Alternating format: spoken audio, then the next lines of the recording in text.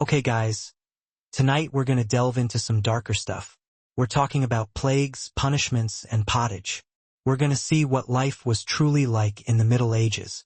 Forget those Hollywood castles and chivalry. The truth is, you probably wouldn't last a single day. So, before you get too comfy, take a second to like the video and subscribe, but only if you honestly enjoy what I do. And drop a comment letting me know where you're watching from and what time it is for you. I always find it fascinating to see who's joining us from all over the world. Now, let's dim the lights a little and maybe turn on a fan for that subtle background noise. Let's ease into tonight's journey together.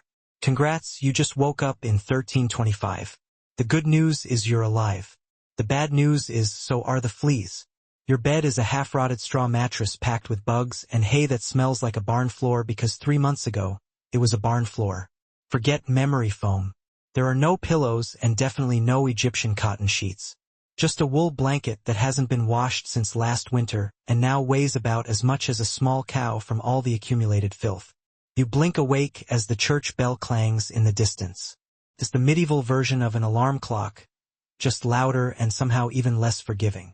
Your home is a one-room wooden hut with no windows and a charming open-concept floor plan where your family, livestock, and domestic insects all share the same space. And the smell? Oh, it's a fragrant symphony. A delicate blend of stale beer, human sweat, goat, and something you hope isn't mold, but deep down you know it probably is. Scented candles haven't been invented yet. And even if they had, they just melt on your dirt floor. You try to stretch, but you immediately regret it because the air is freezing, and your joints ache. You're 22 years old, which in medieval terms is practically middle-aged. Your spine creaks like an old wooden door, and your knees sound like a bag of rocks being shaken by some confused peasant.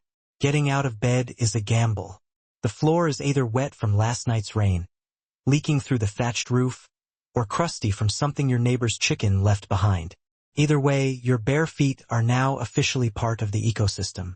Oh, and privacy? What's that? Your entire family, and maybe a random cousin who just never left, are waking up right beside you. There's no bedroom, no curtains, no me time, just communal everything. Welcome to morning in medieval Europe, where you're never really alone because parasites, rodents, and like 8 other people are always with you. And this is just how your day starts. It only gets worse from here. So, you've managed to crawl out of your medieval haystack of horrors. Congratulations. Now nature calls. And it's not calling politely. It's screaming. This is the part where you really start missing the modern bathroom. There's no toilet, no seat, no toilet paper, no flush, not even a mildly resentful plunger in the corner. In the 14th century, relieving yourself is an adventure, a social experiment, and often a small public event. If you're a peasant, your bathroom is probably a wooden bucket behind the house, which is already full because Uncle Wolfstan had a rough night after eating some questionable turnips. The smell is biblical. You hold your breath, do your business, and here's the kicker. Toss it into the street. Yes, the street. You're supposed to shout something like "Gardaloo" before dumping it out the window.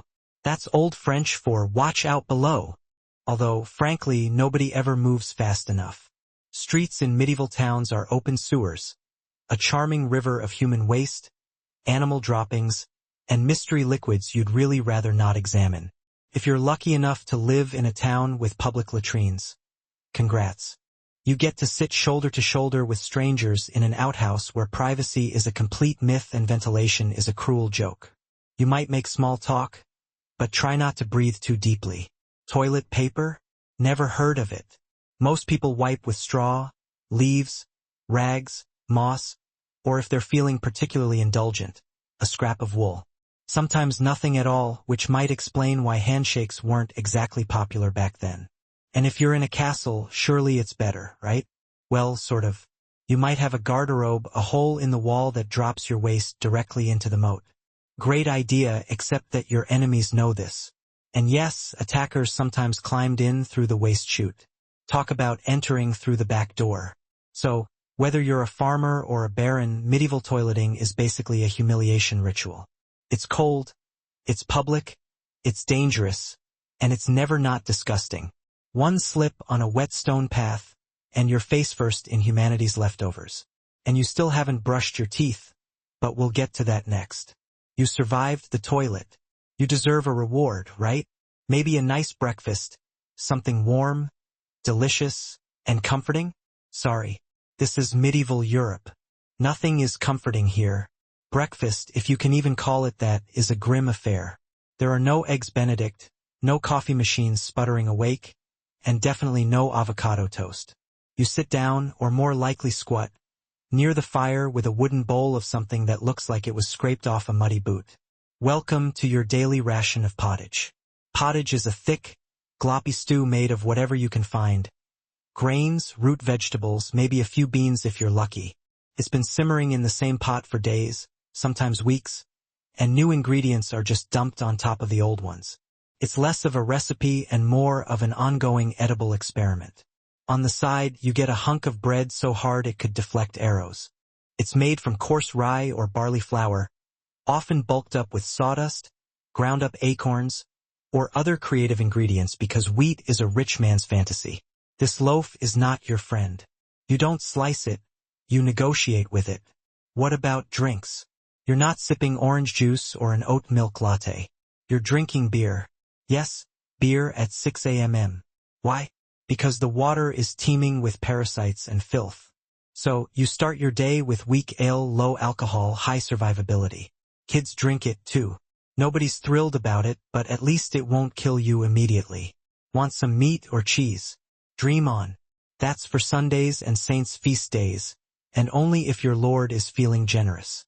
Most peasants don't eat meat more than a few times a year. As for fresh fruit, only when it's in season and not already fermented into wine. And don't even think about spices unless you're royalty. A pinch of pepper costs more than your monthly wages. Salt is valuable enough to be locked away. So, you chew your gritty bread, gulp your medieval beer, and try not to think about the rat that may have nibbled on your porridge in the night. Breakfast doesn't energize you, it just happens to you. And now that you're properly underfed, it's time to work like your life depends on it, because it absolutely does.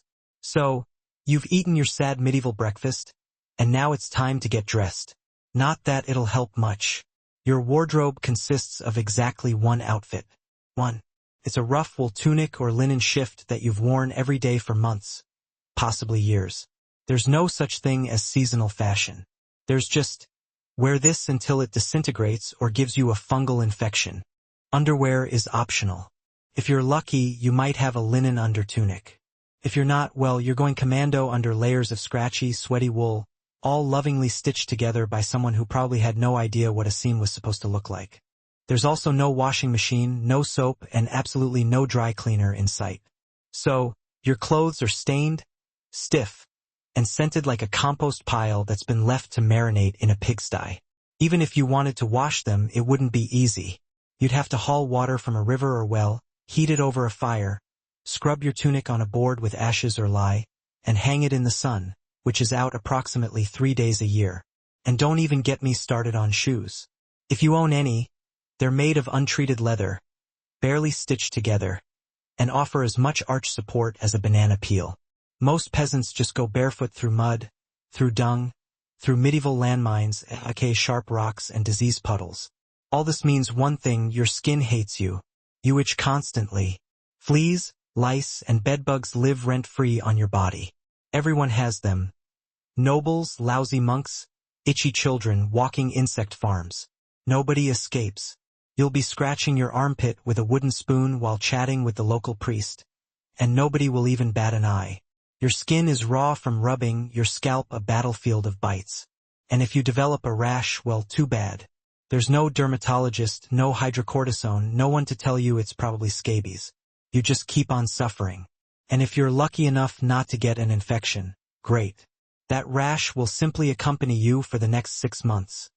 Like some unwanted medieval sidekick. Now that you're dressed in misery and wrapped in discomfort, it's time to head outside and start working yourself to death. Now that you're fully dressed in itches and damp wool, it's time to flash that morning smile.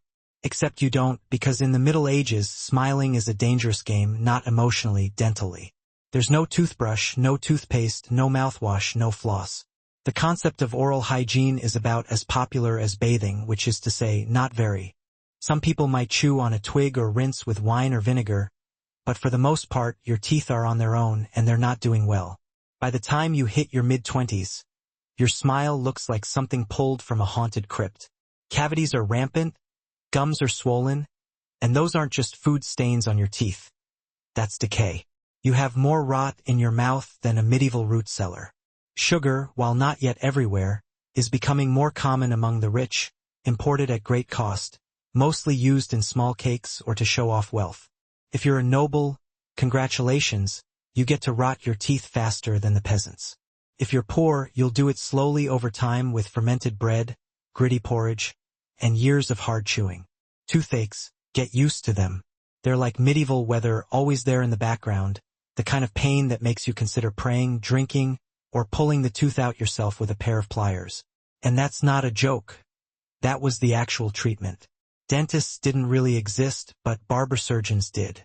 Yes, the same guy who cuts your hair is also pulling your molars out by candlelight with an iron hook and zero anesthesia. Infected tooth? Hope you like fevers, because without antibiotics it can easily turn into sepsis and kill you from a toothache.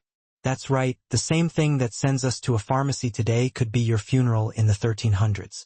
And there's no relief on the social front either. Kissing? Good luck. Halitosis, bad breath, is everywhere. If you're single, you're not judged by your smile. You're judged by your land and your livestock. In short, your mouth is a battlefield, and it's losing the war. Now that your teeth are throbbing, let's head outside because your real job, the one that will break your back, is just getting started. Time to head to work, except there's no office, no desk, no coffee break, and no chance of promotion. Your job, if you're like 90% of the population, is simple. Don't die while laboring for someone else's comfort. You're a peasant. Congratulations. That means you work the land that belongs to a lord who probably doesn't remember your name. You rise with the sun and stop only when it disappears behind the trees. Your tools. A wooden hoe, a rusty sickle, and whatever bones are still intact in your body. There's no weekend, there's no clocking out. There's only sunrise to sunset, 6 days a week. Sunday is off, but only if you're not harvesting, fighting off raiders, or praying feverishly for your infected toe to stop turning black. The work is brutal. Fields are plowed by hand or with oxen, if you're rich enough to afford one. You dig ditches, sow seeds, pull weeds, and carry water until your spine begins to resemble the letter S. Nobody cares if you're tired. Nobody's asking how your mental health is doing. If you're a woman, surprise. You don't just do field work. You also care for children, clean, cook, spin wool, feed animals, and pretend your husband's lice infestation isn't slowly migrating to your side of the bed. Children start helping out around age 5. No school, no toys, just a tiny wooden rake and a dream of one day not dying of the flu. And if you're one of the few who isn't a farmer, maybe you're a blacksmith, a tanner, or a cooper, great. You still work with fire, chemicals, or animal guts all day in poorly ventilated sheds. The pay? Basically survival. The perks? Occasional bleeding. Break a bone? Too bad. Get a fever? Drink some warm beer and keep going. You can't afford to stop, not even for a day, because if you don't work, you don't eat, and if you don't eat, well, medieval Europe has a solution for that. It's called being replaced. So, you grip your shovel, ignore the blisters, and keep digging because in the Middle Ages, your job isn't a career, it's a slow-motion endurance test. Now that your back is on fire from laboring in the fields, let's talk about the weather, because in the Middle Ages, temperature is less about seasons and more about ongoing punishment from the sky. Let's start with winter. There's no insulation, no central heating, and no weather stripping, just wooden walls with gaps you could throw a chicken through. Your windows are covered with cloth, not glass. The fire in the hearth is nice in theory, but you don't have enough firewood to keep it going because wood is expensive, and gathering it from the forest is sometimes illegal. Yes, you can be executed for picking up the wrong stick from the wrong forest. You bundle up in your one damp wool tunic, huddle near the dying embers, and still wake up with your nose frozen, your feet permanently cold, often damp, your fingers so stiff they feel like tiny medieval popsicles. Frostbite isn't diagnosed. It's just called bad luck. Now fast forward to summer. Sounds better, right? Wrong. In summer, your home turns into a clay oven. There's no fan, no cross breeze, and absolutely no deodorant. You sweat through your layers, but you can't remove them because showing too much skin is scandalous and also invites sunburn, insect bites, and social judgment. The flies are out in full force, attracted to your unwashed body and the smell of last week's goat stew that's still fermenting in the corner. Mosquitoes buzz by your ear while you sleep, assuming you can sleep through the sound of your neighbors yelling and babies crying. In the fields, the sun bakes you. No sunblock, no hat, unless you fashioned one out of straw like a desperate scarecrow. And the worst part? You still have to work. Heatstroke is just called taking a bad turn. So, you're either shivering in your own hovel, wondering if your toes will make it to spring, or you're sweating through your only pair of socks while your thighs chafe into oblivion. And the one thing that never changes, no matter the season, your clothes still itch, your food is still terrible, and your next job is still waiting. Welcome to climate control, medieval style. There is none. Feeling thirsty? Need to freshen up? Want to splash a little water on your face to wake up from this damp fever dream of a life? Too bad. In medieval times, water isn't your friend. It's trying to murder you quietly. Let's start with drinking. The nearby stream looks fresh, bubbling, and clear, like something out of a fantasy movie. But spoiler alert, it's not. Upstream, someone just dumped a chamber pot into it, and if not that, then a dead pig is probably decomposing in it. Parasites, bacteria, and the entire microbial army of medieval Europe await in every sip. That's why people drank beer. Yes, beer, even children. But before you imagine medieval kids doing keg stands, understand that it was small beer, weak in alcohol, strong in survival. Brewing boiled the water, so it was safer than whatever flowed through the town ditch. Wine was another option if you were rich enough to afford it and unconcerned with functioning properly before noon. What about bathing? Surely water was used for cleaning? In theory, yes. In practice, absolutely not. See, back then, people believed bathing actually opened your pores and let the disease in. That's right, washing yourself was considered medically risky. You were apparently cleaner if you never removed the protective layer of filth caked onto your skin. Communal bathhouses did exist, but they quickly gained reputations as places for gossip, scandal, and sometimes full-on medieval extracurriculars.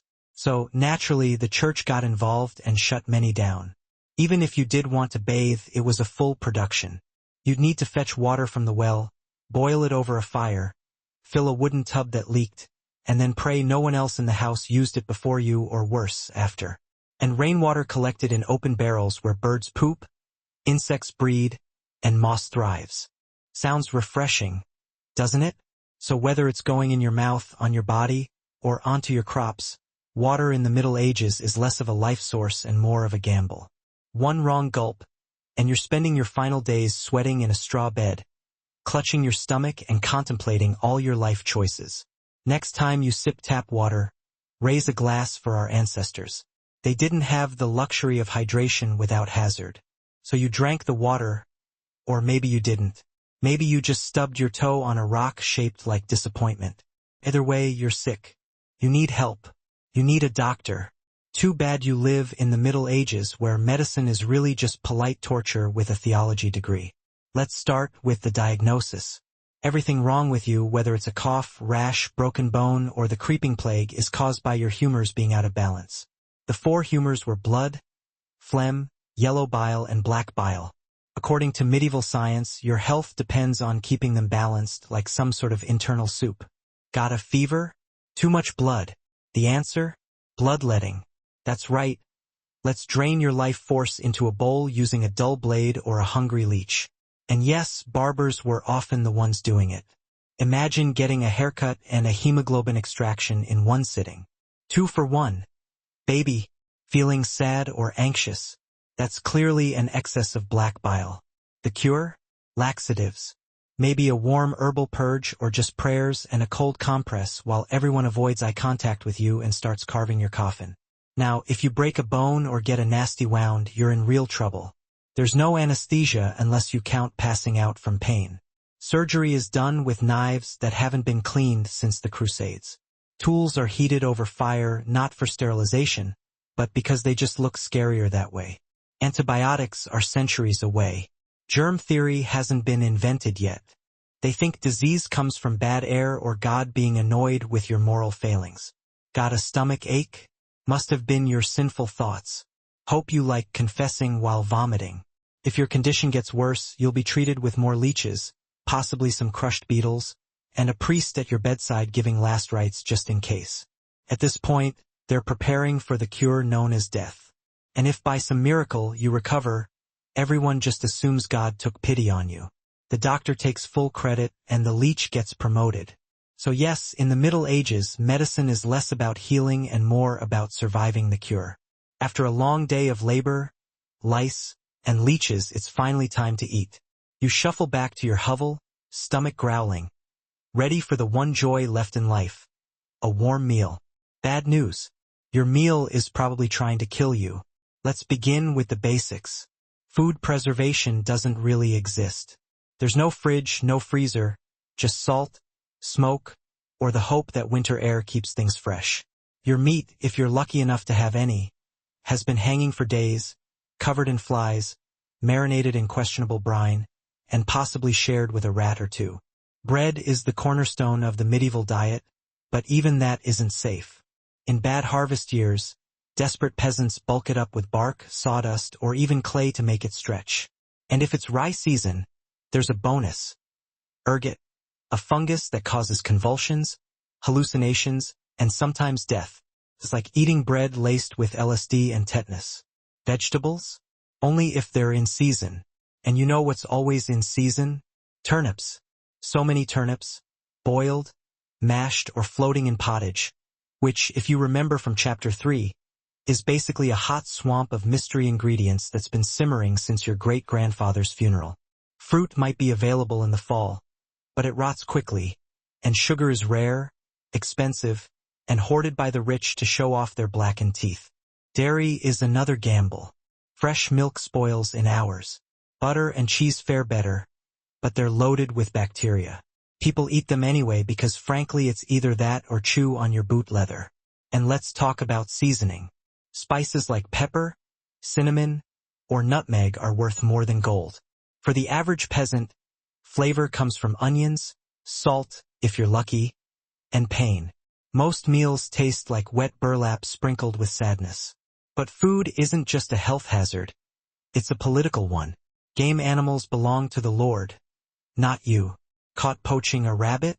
You could be fined, imprisoned, or even executed. That's right, your dinner could get you hanged. So, as you sit down to eat your gray stew by flickering firelight, remember every bite is a risk. But you eat anyway because in the Middle Ages, food doesn't nourish, it tests you. It's evening now. You've worked, suffered, and barely digested your suspicious stew. You might think the day is winding down, but don't get too relaxed because God is watching. So is the priest, and so is your neighbor Agnes, who will absolutely rat you out if you miss Mass. In medieval Europe, religion isn't just part of life. It is life. The church controls your calendar, your laws, your education, if you can read, your birth, marriage, death, and everything in between. Think of it as your spiritual landlord, and you're always behind on rent. Every day is structured around prayer bells. The town church bell rings in the morning, noon, and night, not because people need reminders, but because missing prayer is a sin. Forget to bow? Sin. Eat meat on a Friday? Sin. Think about your neighbor's wife in that one dream? Double sin. And yes, hell is very real, viscerally real. Priests depict it with disturbing accuracy. Rivers of fire, lakes of bubbling blood, demons armed with pitchforks, and the constant sound of endless weeping.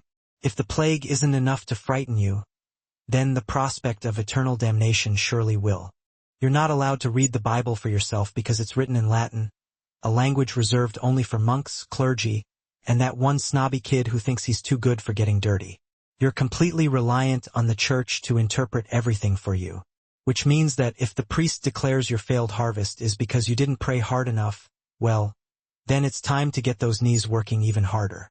Tithes, a tenth of absolutely everything you own, are not optional. If you grow wheat, you hand over wheat. If you raise chickens, you hand over eggs. And if you have absolutely nothing, well, congratulations. You're spiritually bankrupt and financially screwed. Holidays, or rather, holy days, are plentiful. Dozens of them. And while they might seem like welcome breaks from backbreaking labor, they're definitely not for fun. Instead, you'll be attending Mass, fasting, confessing every sin you've ever committed, and constantly reminding yourself that experiencing joy is a dangerous indulgence. Questioning the church is a seriously risky business. Heretics are burned at the stake. Witches are drowned without a second thought. Blasphemers are flogged within an inch of their lives, and skeptics are very quickly reformed. So you just go through the motions. You chant the required phrases. You bow your head in obedience. You pray with everything you have that your soul, after enduring this miserable, dirt-filled life, might finally end up in paradise, assuming the priest happens to like you. Because in the Middle Ages, God might be all-forgiving and merciful, but the church, not so much. If you thought being a medieval peasant was tough, just imagine doing it as a woman. All of that filth, constant famine, and crippling fear, plus childbirth, total subservience to men, and complete social invisibility. In the Middle Ages, being a woman is basically like playing a video game on the hardest difficulty setting, with no health potions and absolutely no way to restart. From the moment she's born, a girl's life is pretty much set in stone. Marry young, pop out a bunch of kids, serve your husband's every need, and then die exhausted. Education? Not a chance. Unless you happen to be from a noble family and get sent off to a convent, your intellectual development pretty much grinds to a halt around the time you learn how to churn butter and patch up a tunic. Marriage happens young. Like really young. It's not at all strange to be betrothed at the age of 12 and pregnant by 14. It's not about love, not even a little bit. It's all about land, livestock, and forging alliances. Your opinion is absolutely not required. Thank you very much. Once you're married, you're basically your husband's property. Your job is to produce heirs, feed everyone who darkens your doorstep, keep the house from falling apart, and absolutely never complain. Because if you do complain, you might get labeled as a nag or even worse, a witch. And that label comes with a complimentary drowning or burning, depending on what's currently in style around town. Childbirth is a deadly game of chance. There's no prenatal care whatsoever, no sterile tools, no anesthesia to ease the pain. Midwives do the best they can, but even the smallest complications can mean certain death for the mother, the child, or both of them. Some women somehow manage to survive 10 pregnancies, but many, many more don't make it. But don't worry your pretty little head, because once that baby finally arrives, your workload basically doubles. Now you have a screaming infant living in a lice-infested hut, and you're expected to nurse it constantly, cook 3 square meals a day, keep the place clean, and still help out in the fields. You don't get a single moment to yourself. You are everyone else's break from the relentless grind. If you're unmarried, you're automatically viewed with suspicion. If you're a widow, you're considered vulnerable and fair game. If you dare to be outspoken, you're seen as dangerous. Women who refuse to conform to these ridiculous expectations were often accused of witchcraft, especially if they possessed any knowledge of herbal remedies, had a strong personality, or simply looked at someone the wrong way on a rainy Tuesday. Even within the church, your role is extremely limited. Nuns lived under incredibly strict rules. They couldn't speak without permission, they had no freedom of movement, and their spiritual worth was always considered lower than that of men. In short, if you're a woman in the Middle Ages, you're expected to endure, obey, reproduce, and suffer in total silence, ideally while smiling. Because even in a time when everyone was suffering, women were somehow expected to suffer gracefully. So far, you've managed to battle the filth, the starvation, the outrageous social injustice, and possibly even a rogue goat. But just when you start to think that your day simply can't possibly get any worse, here comes violence. Loud, bloody, and often considered perfectly acceptable by medieval standards. Let's be perfectly clear about one thing. The Middle Ages were absolutely not peaceful. The whole concept of law and order mostly just meant hoping that the local lord wasn't in a particularly foul mood on any given day. Violence is everywhere you look. In the home, out on the streets, on the battlefield, in church disputes, and even sometimes in line at the communal bread oven. Crime is rampant, punishment is incredibly brutal, and justice is more like a disturbing form of performance art than any real attempt at protection. Steal a loaf of bread and you could easily lose a hand. Accused of telling a lie? Your tongue might get pierced with a hot iron. Gossip too much and you'll be introduced to the scold's bridle. A metal mask strapped to your head with a bar shoved into your mouth. All for the sake of correction. Of course. And let's say you're accused of something really serious like heresy, theft, or witchcraft. How do you prove your innocence? By being tortured, obviously. Welcome to the wonderful world of trial by ordeal. In one popular version, you stick your hand into a pot of boiling water to retrieve a stone. If the resulting wound heals without becoming infected within 3 days, then you're declared innocent. But if it doesn't, then you're guilty as sin. Another fun option is being tossed into a river. If you sink to the bottom, then you're innocent, although probably also dead. But if you float, then you're guilty and will be punished anyway. It's like a medieval game show where the grand prize is simply surviving, and the host is actively hoping you'll fail miserably. And if you happen to be sentenced to death, well, that's a public event. Executions are performed in front of massive, cheering crowds. Hangings, beheadings, burnings, you name it. Sometimes people even bring snacks to enjoy during the show. It's basically the medieval equivalent of cable television. Domestic violence is considered completely normal. Husbands were not only allowed, but even expected to discipline their wives and children. Street fights were a common occurrence. You could easily get beaten senseless just for accidentally looking at a noble's horse the wrong way.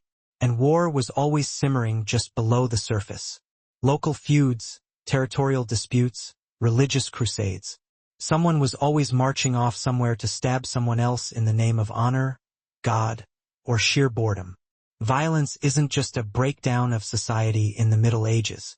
It is society itself. Everyone lives with the constant, gnawing knowledge that life is incredibly fragile. Justice is completely arbitrary, and your next-door neighbor might decide to bash your head in over a dispute about a pig. So, walk very carefully, keep your eyes down, and never, ever trust anyone who's carrying a club. At this point, you've somehow managed to make it through the lice, the leeches, the laundryless misery, and the ever-present threat of being publicly disemboweled. But now we arrive at the final chapter of most medieval lives, an early and very unglamorous death. If you're still alive and actually breathing past the ripe old age of 40, you're practically a celebrity. You might even be referred to as the Old One, which is less of a cute nickname and more of a statistical miracle. Let's break down the numbers. The average life expectancy hovers somewhere around 30 to 40 years, but that number is heavily skewed by truly horrifying rates of infant mortality. Nearly half of all children died before they even reached the age of 5. Disease, malnutrition, or just one particularly brutal winter was all it took to snuff out a tiny life. No vaccines, no antibiotics, absolutely no hope whatsoever. If you somehow managed to survive childhood, you entered adulthood already completely exhausted. Work began as soon as you could stand upright, and by the time you hit 25, your joints probably creaked like an old monastery door. You might be missing several teeth, a finger or two, and most of your original optimism. Women faced a particularly deadly obstacle course, childbirth. It was one of the leading causes of death for women in the Middle Ages. No pain relief to speak of, no medical intervention whatsoever, just fervent prayer, buckets of hot water, and someone to hold your hand while you bled out on a straw-stuffed cot. For men, the dangers were different, but equally relentless. Farming accidents were common, as were infections from even minor wounds, a neighbor's drunken rage, and crusades that went horribly sideways. Even simply walking to the market could be incredibly risky if you happened to cross paths with a bored bandit or an angry tax collector. Death could also arrive silently in the form of the plague, which could turn entire cities into mass graves overnight. Or from famine, which could last for entire seasons, decimating entire villages. Or even from simple bad luck, like eating spoiled grain and spending your final hours hallucinating wildly and screaming at the walls. And funerals? You were lucky if you even got one. Bodies were often buried hastily in mass graves to prevent the spread of disease. No embalming, no polished coffins, just a hole in the ground, a few mumbled prayers, and a shallow mound of earth, if there was enough space left in the churchyard. So yes, in medieval times, life was brutal, short, and constantly besieged by death in all its casual, horrifying forms. You didn't retire. You just stopped showing up one day. And speaking of exits, let's move on to your final chapter. The medieval dream dies. So, how's your day been so far? You woke up covered in filth, relieved yourself into a bucket, brushed your teeth with wishful thinking, nearly passed out from hunger, worked until your spine screamed for mercy, scratched your way through itchy wool, prayed to avoid catching the plague, and barely managed to dodge a public execution for the egregious crime of owning a squirrel. Congratulations, you've just experienced a single day in medieval Europe. Still dreaming of becoming a knight in shining armor? Think again. That romanticized version of the Middle Ages, filled with gallant swordsmen, noble ladies in towers, heroic battles, and lavish feasts in candlelit great halls? It's nothing but a myth, carefully polished by fairy tales and fantasy books. In reality, the medieval world was gritty, cruel, and deeply unfair. Hierarchy was everything. If you were born poor, you stayed poor, period. If you were born rich, congratulations. You had a slightly better chance of surviving to adulthood. But you were still only one bad bowl of soup away from contracting dysentery and receiving a hasty burial. Even the nobles weren't immune to misery. Castles were drafty stone refrigerators filled with fleas, smoke, and politically motivated marriages. Sure, you might have a fur cloak and a goblet of wine, but you also had a 50% chance of dying in a pointless skirmish or from a festering infection caused by an infected splinter. Not exactly the lap of luxury, is it? The simpler times weren't simple at all. They were relentlessly difficult. Everything took longer. Everything hurt more. Everything from childbirth to chewing came with potentially deadly consequences. Life was all about survival, not leisure. And if you actually managed to find a quiet moment to think, to dream, to imagine something better, there wasn't much you could actually do with it. No upward mobility to speak of. No modern medicine. No internet to Google, "What's this weird rash?" You lived, suffered, worked, and died within a 10-mile radius of the place where you were born. But here's the wildest part of all. Through all of this, people still laughed, sang songs, told stories, fell in love, and found meaning in their lives. Not because life was easy, but because humans are stubborn creatures like that. Even in the darkest of times, they managed to make room for a little bit of light. So tonight, when you slip into your clean bed with indoor plumbing, antibiotics, and central heating, maybe take a moment to say a quiet thank you to the modern world, and to your ancestors who fought against the rats, the famine, and the feudalism so that you wouldn't have to. Long before she became Catherine the Great, Empress of all Russia, a champion of reform, and an icon of ambition, she was simply Sophie. Born Sophie Federica Augusta von Anhalt-Zerbst in 1729, she was the daughter of a relatively obscure German princely family. Her tiny duchy in Pomerania offered very little in terms of power or influence. But Sophie herself? She possessed something that no title could ever provide. Razor-sharp intelligence, relentless charm, and a quiet, burning desire for greatness. Her upbringing was strict and demanding. Her mother, Johanna, was cold and calculating. Not a warm, nurturing figure, but a social climber who was utterly obsessed with status. Sophie's father, a Prussian officer, was more distant than he was disciplinary. From a very young age, Sophie learned to walk the delicate tightrope between obedience and cunning. She read voraciously, mastered multiple languages, and learned how to carefully observe a room before ever speaking in it. Skills that would soon become absolutely essential survival tools in one of Europe's most treacherous courts. When the Russian Empress Elizabeth Petrovna began searching for a suitable wife for her heir, Grand Duke Peter, she deliberately looked beyond Russia's borders. Peter himself was of German descent, and Empress Elizabeth believed that a foreign bride, someone pliable and grateful, would be much easier to control. Sophie fit the bill perfectly. She possessed noble blood, practiced the Lutheran faith, which she would, of course, be forced to abandon, and had a reputation for both grace and humility. At the tender age of just 14 years old, Sophie was summoned to Russia. She arrived in the freezing capital city of St. Petersburg in 1744, wearing thin German fabrics and a carefully practiced diplomatic smile. Her mother essentially pushed her forward like a pawn in a chess game. Sophie, however, had her own game plan in mind.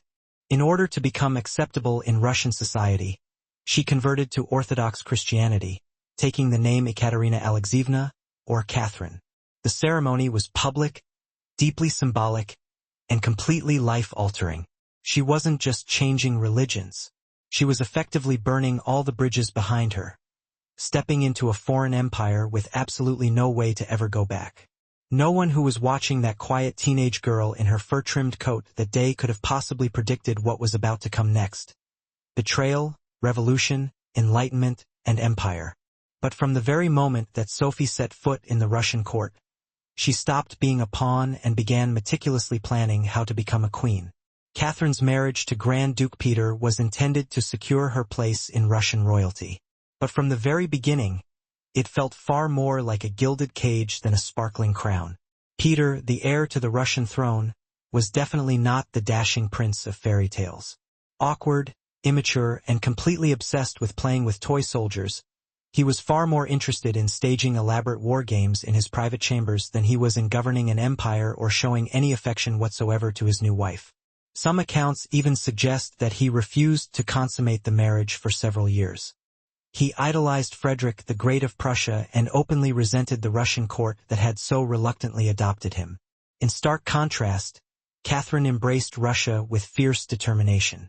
She devoted herself to learning the language, studying its complex history, and memorizing the intricacies of Orthodox rituals. She desperately wanted to truly belong. Peter, on the other hand, wanted nothing more than to escape. This fundamental mismatch wasn't just emotional. It was deeply political. The Russian court was a veritable viper's nest of gossip, paranoia, and brutal power games. Empress Elizabeth still ruled with absolute authority, but her health was clearly in decline. Everyone knew that a significant transition was coming, and everyone had their own carefully crafted agenda. Catherine was constantly watched, her every move scrutinized. Her letters were routinely read, her friendships were carefully monitored, and even her most casual conversations were overheard and analyzed. She couldn't trust her husband, her overbearing mother, who was still whispering in her ear on behalf of various foreign interests, or even her own servants. In this treacherous world, alliances could transform into deadly accusations overnight. But Catherine was nobody's fool. She quickly learned to play the court's games with quiet precision, carefully cultivating allies in the shadows. She charmed influential military officers, made friends with powerful scholars, and developed a well-deserved reputation for dignity and restraint, a stark contrast to her husband's childish tantrums and his open contempt for all things Russian. Behind closed doors, Catherine began immersing herself in the works of Enlightenment thinkers like Voltaire and Montesquieu. While others simply saw her as a young consort, she was busy building a grand vision, not just for her own future, but for the future of Russia itself, a nation of strength, education, and reason. But there was one significant problem. The longer Peter continued to live, the longer Catherine remained stuck in a state of limbo, a powerless wife to a man who was clearly unfit to rule. So she waited patiently, observed carefully, and planned meticulously. She knew that the Russian throne wouldn't simply be inherited. It would have to be seized. In 1762, after nearly 2 decades of waiting, watching, and quietly maneuvering, Catherine finally saw her opportunity, and she seized it with breathtaking precision. Empress Elizabeth had died, and Peter, now Peter III, was finally the Tsar. But his reign began to unravel almost immediately. In just a few short months, Peter managed to alienate the church, deeply offend the nobility, insult the army, and shower praise upon Prussia, Russia's longtime enemy. He reversed key policies, humiliated the clergy, and even talked openly about divorcing Catherine so that he could marry his mistress. The court, already wary of his erratic behavior, turned completely cold. The army, filled with generals who were fiercely loyal to Catherine, grumbled ominously in the corridors. Even ordinary Russians, deeply devout and fiercely patriotic, viewed Peter as nothing more than a foreign puppet who openly mocked their most cherished traditions. Catherine, watching all of this unfold with a keen eye, finally made her move. In July of that same year, while Peter was away at his summer palace, Catherine launched a virtually bloodless coup d'état. Supported by key military officers, including her charismatic lover, Grigory Orlov, and his influential brothers, she rode through the streets of St. Petersburg in full regalia, was proclaimed Empress Catherine II, and quickly won the allegiance of the powerful imperial guard. Peter, completely caught off guard and utterly lacking in allies, surrendered within a matter of days. He was taken into custody, and shortly thereafter, was found dead under highly mysterious circumstances. Officially, his death was reported as being caused by a hemorrhoidal colic. Unofficially, it was almost certainly murder. Catherine was now empress, not by birthright, not by marriage, but by sheer force of will, cunning intelligence, and audacious action. It was completely unprecedented. A foreign-born woman with absolutely no legitimate claim had seized the Russian throne without firing a single shot in battle. But her real challenge was only just beginning. She had to transform that bold grab for power into a lasting legacy. Would Russia truly accept her as their leader? Would the nobility ever respect her? Could she somehow hold the vast empire together without falling victim to the very same fate as her ill-fated husband? Catherine fully understood that power gained through intrigue could be lost just as easily. She needed to rule not as a mere schemer, but as a true visionary. And so began her remarkable transformation from a careful conspirator into a reforming empress, one who would redraw the borders of nations, enthusiastically embrace the Enlightenment, and completely redefine what it truly meant to be a woman in power. Once Catherine had finally secured the crown, she could have easily rested on her laurels, simply basking in her newfound power. But she didn't. She had something far bigger in mind than simply sitting on a throne. She wanted nothing less than to completely transform Russia, and not just militarily or politically, but intellectually as well. While Peter had worshipped Frederick the Great and endlessly played with his toy soldiers, Catherine idolized Voltaire, Diderot, and all the other bold thinkers of the Enlightenment. She fervently believed in the power of reason, the importance of progress, the value of education, and the vital role of a monarch as a true servant of the people, even if she herself ruled with absolute authority. Catherine didn't just passively read Enlightenment philosophy, she actively lived it. She corresponded directly with Voltaire for over 15 years, flattering him while simultaneously defending her own autocratic rule. She famously invited Diderot to her court and even purchased his entire library in order to support him financially. Behind closed doors, she pored over complex legal texts, debated crucial reforms, and carefully crafted policies designed to modernize the vast empire. The early years of her reign were filled with ambitious efforts to codify Russian law.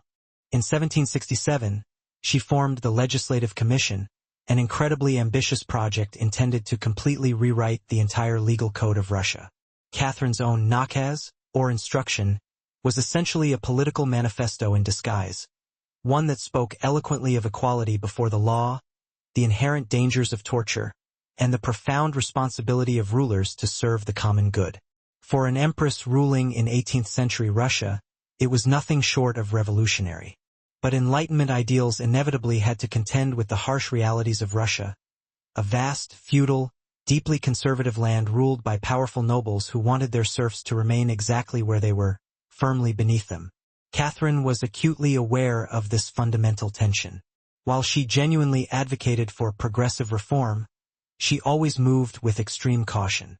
She abolished some of the most brutal forms of torture, expanded access to secular education, and built new schools and libraries. But she also reaffirmed the nobility's absolute control over their serfs in order to maintain their crucial loyalty. This was Catherine's constant balancing act, a philosopher queen in the public eye, a practical empress behind the scenes. She skillfully walked a tightrope between lofty ideology and pragmatic survival, between the glittering salons of Paris and the gritty realities of Moscow politics. Her vision for Russia was undeniably bold, but it was always carefully calculated. In many ways, Catherine wasn't necessarily trying to make Russia more European. She was instead trying to make Russia thoroughly modern, but entirely on her own carefully determined terms. And that meant reform, yes, but always with an iron hand firmly encased in a velvet glove. Catherine wasn't content with simply reforming Russia from within. She also wanted to aggressively expand it outward, transforming it into an empire worthy of both fear and admiration. Where Peter the Great had famously opened a window to the west, Catherine aimed to completely knock down the walls. Under her shrewd leadership, Russia's borders stretched wider than ever before in its history. She waged numerous wars not just to defend her hard-won crown, but to fundamentally reshape the very map of Europe. One of her most significant and ambitious campaigns was waged against the formidable Ottoman Empire. These brutal wars, fought in waves throughout the 1760s and 1770s, weren't just about acquiring territory. They were ultimately about solidifying Russia's regional influence. Catherine saw herself as nothing less than the liberator of Orthodox Christians living under Muslim rule, and as the rightful protector of all of Eastern Europe. Under brilliant generals like Alexander Suvorov and Grigory Potemkin, Russia captured strategically vital regions including Crimea, the northern coast of the Black Sea, and crucially important access to warm water ports, something that Russian Tsars had coveted for generations. These impressive victories weren't just military triumphs. They were deeply symbolic achievements. With each conquest, Catherine sent a clear and unmistakable message to the world. Russia was no longer the distant, backward cousin of Europe. It was now a major continental power to be reckoned with. She also turned her gaze westward with ambitious intentions. In a series of complex deals and shrewd diplomatic maneuvers, Catherine participated in the infamous partitions of Poland, carving up the struggling Polish-Lithuanian Commonwealth along with Austria and Prussia. By the end of the Third Partition in 1795, Poland had been completely erased from the map, and Russia had claimed vast new lands and millions of new subjects. But Catherine didn't just conquer with massive armies. She also colonized with potent ideas. New cities were built from scratch. Crucial trade routes were significantly expanded. German settlers were actively recruited and invited to cultivate the fertile Russian farmland. The sprawling empire quickly became a rich mosaic, stretching all the way from the icy Baltic Sea to the sun-drenched shores of the Black Sea. And through it all, Catherine remained the central, driving force, diligently reading countless reports, issuing countless orders, and personally overseeing the ever-changing shape of her rapidly expanding empire. Critics would often accuse her of being power-hungry, even aggressively imperialistic. But to Catherine, territorial expansion wasn't simply about personal ambition. It was about fulfilling Russia's inherent destiny. A truly great ruler, she firmly believed, was measured not just by their progressive ideas, but also by the strength of their borders. She didn't just want to rule Russia. She wanted to completely remake it into a civilized empire, feared by its enemies, respected by its peers, and utterly loyal to her alone. For all of her undeniable brilliance and formidable power, Catherine the Great was also just as famous for what went on behind the closely guarded palace doors. And no, not all of it was whispered about in hushed tones in the royal library. Catherine's private life quickly became one of the most talked about aspects of her long and eventful reign. She had lovers, and not just one or two, but a carefully curated parade of them, many of whom were decades younger than she was, often strikingly handsome, and sometimes politically influential. She didn't even attempt to hide them from the public. In fact, she often handsomely rewarded them with prestigious titles, lavish estates, and generous pensions, provided that they behaved themselves appropriately. And if they didn't, well, they were quietly dismissed, sometimes with a polite thank you note and a well-deserved promotion to a remote diplomatic post. Among the most important of these lovers was Grigory Potemkin, a man as brilliant as he was undeniably bold. Their complex relationship blurred the clear lines between romance, politics, and strategic partnership. Some historians even believe that they may have actually married in secret. Together, they masterminded audacious military campaigns, oversaw ambitious colonization projects, and completely transformed the wild southern regions of Russia. Potemkin wasn't just a casual lover. He was, in many ways, Catherine's co-ruler. Still, much of Europe simply couldn't look past the perceived scandal. Salacious gossip constantly swirled around her. Satirical pamphlets relentlessly painted her as lustful, insatiable, and even completely unhinged.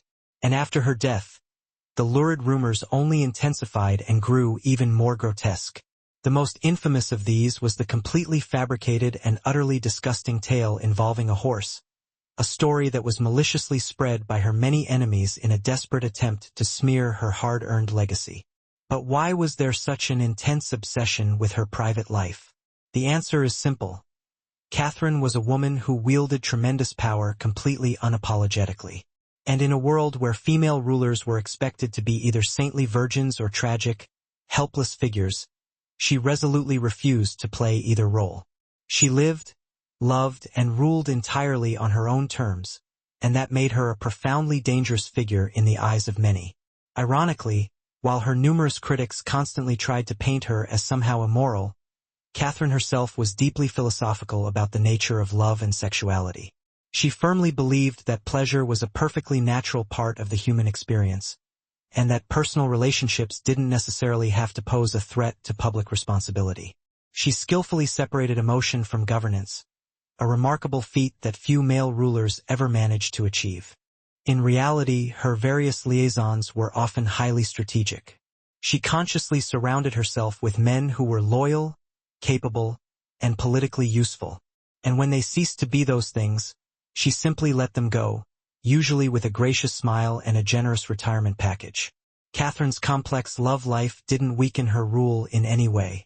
It was an integral part of her overall strategy, a potent blend of both passion and power that made her utterly unforgettable, deeply envied, and widely feared.